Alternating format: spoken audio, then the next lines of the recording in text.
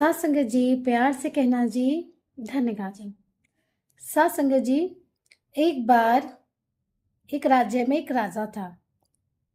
वह राजा अपनी प्रजा से हमेशा तीखा, कड़वा, अभद्र भाषा में बात करता रहता था। उस राजा के सभी दरबारी उसकी इस आदत से बहुत परेशान थे। लेकिन राजा था, क्या कर सकते थे।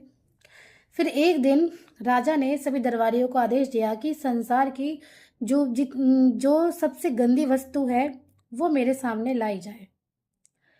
तो कोई दरबारी राजा के सामने कूड़ा कचरा, कोई सड़े गले पदार्थ, यहाँ तक कि कोई तो मलमूत्र उठाकर राजा के सामने ले आया।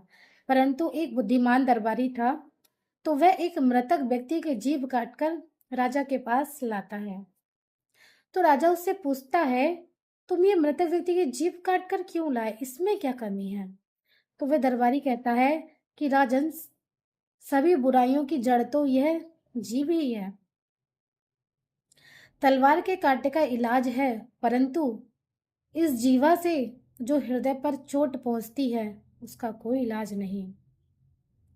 इस पर राजा को लज्जा अनुभव होती है और सोचता है कि सबसे बुरा तो इस दरबार में मैं ही बोलता हूँ, मुझसे बुरा भला कौन होगा, मेरे से भला जीभ कड़वी किसकी होगी। राजा चुप हो जाता है।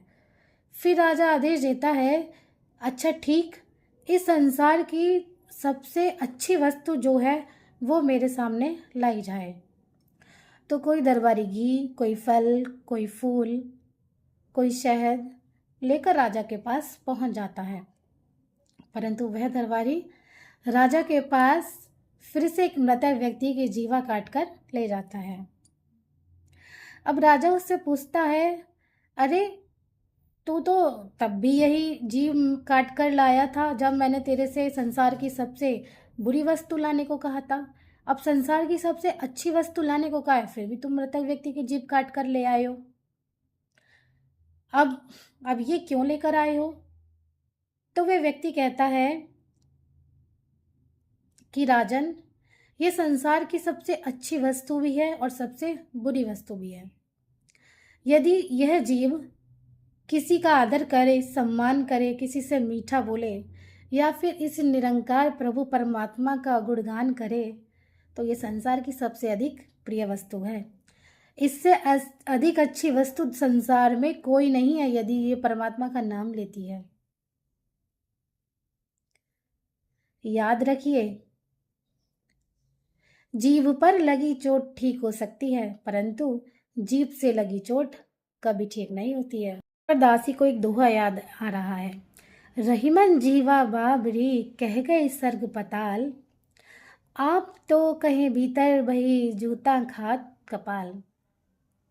अर्थात जीवा एक बहुत ही शक्तिशाली यंत्र है और इसका उपयोग आप कभी भी किसी का दिल दुखाने में, किसी से कड़वा बोलने में, किसी के हृदय पर चोट पहुंचाने में ना करें, क्योंकि शब्दों के घाव का कोई इलाज नहीं होता।